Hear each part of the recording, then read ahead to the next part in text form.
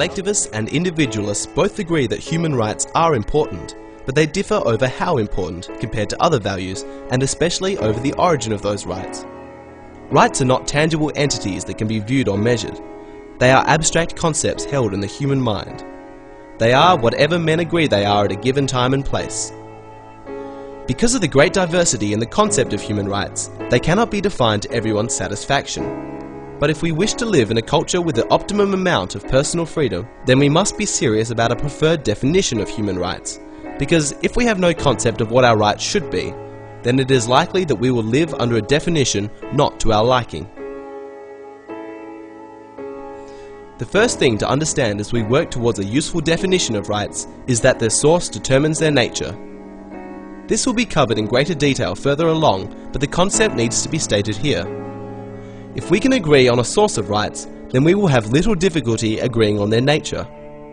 For example, if a security guard is hired by a gated community to protect the property of its residents, the nature of the guard's activity must be limited to the activities that the residents themselves are entitled to perform. That means the guard may patrol the community and, if necessary, physically deter burglaries and crimes of aggressive violence. But the guard is not authorized to compel residents to send their children to bed by 10 PM or to donate to the Red Cross. Why not? Because the residents are the source of the authority. The nature of the authority cannot include any act that is denied to the source, and the residents have no right to compel their neighbors in these matters.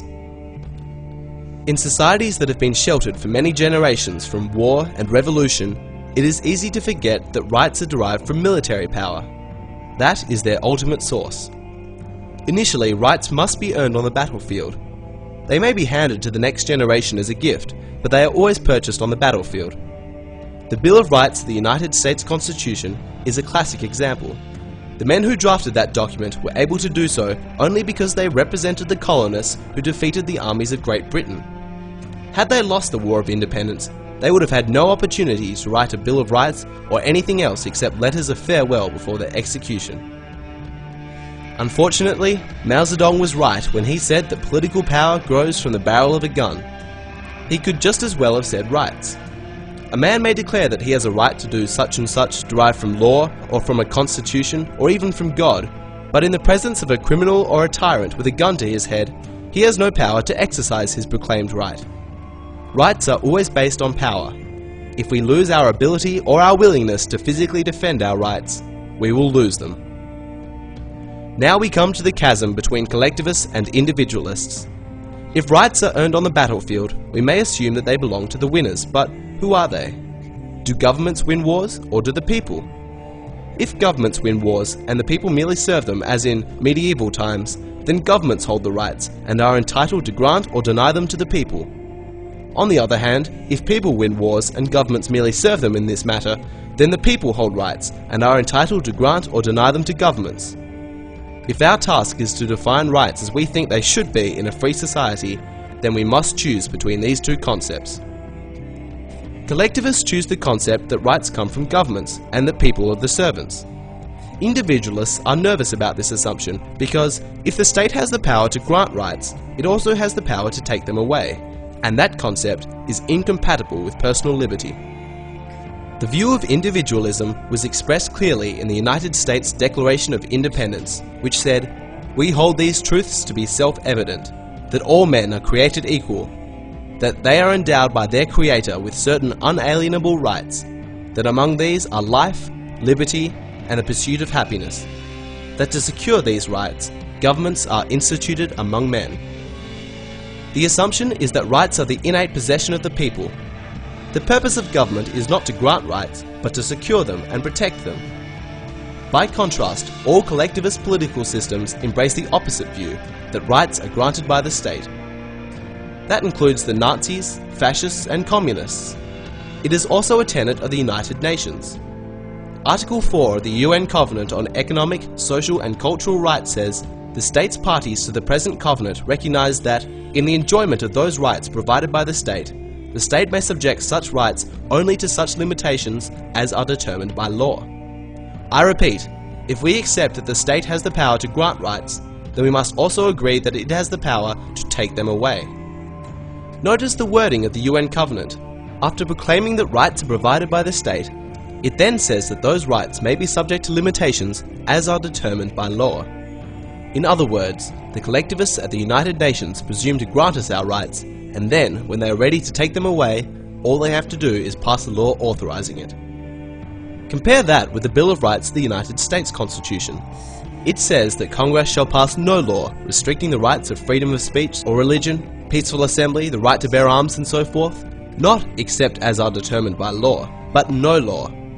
The United States Constitution embodies the ethic of individualism. The UN embodies the ethic of collectivism, and what a difference it makes. We can see that individualists believe that the state cannot have any legitimate powers unless they are given it by the citizens. Another way of putting it is that governments may only do those things that their citizens also have a right to do. If individuals don't have a right to perform a certain act, then they can't grant that power to their elected representatives. They can't delegate what they don't have. It makes no matter how many of them there may be. If none of them have a specified power to delegate, then 1,000,000 of them don't have it either. Let us use an extreme example of 3 men afloat at sea struggling over a piece of debris that will only support 2 of them. Both collectivists and individualists would say that the 2 men would be justified in overpowering the third. The collectivist points out the greater good for the greater number. However, if we simplify the example so that there are only 2 men and the debris will only support 1 of them, we can see that an individual would still be justified in overpowering the other, because the right to self-survival is paramount. We can see that in the original example, there is no need for any group right to justify overpowering the third individual. When each man acts, they do it for their own individual right of self-survival. Using physical force to protect our lives, liberty, and property is the legitimate function of government, because that power is derived from the people as individuals. It does not arise from the group. Here's a more typical example. If government officials decide one day that no one should work on a Sunday, and even assuming the community generally supports their decision, where would they get the authority to use the police power of the state to enforce such a decree? Individual citizens don't have a right to compel their neighbours not to work, so they can't delegate that right to their governments. So where then would the state get the authority? The answer is that it would come from itself. It would be self-generated. When governments claim to derive their authority from any source other than the governed, it always leads to the destruction of liberty. Preventing men from working on a Sunday would not seem to be a great threat to freedom, but once the principle is established, it opens the door for more edicts, and more, until freedom is gone. If we accept that the state or any group has the right to do things that individuals alone do not have the right to do, then we have unwittingly endorsed the concept that rights are not intrinsic to the individual, and that they in fact do originate with the state. Once we accept that, we are on the road to tyranny. As we shall see in Part 2, collectivists are not concerned over such picky issues. They believe that governments do in fact have powers that are greater than those of the citizens, and the source of those powers, they say, is not the individuals in society, but society itself.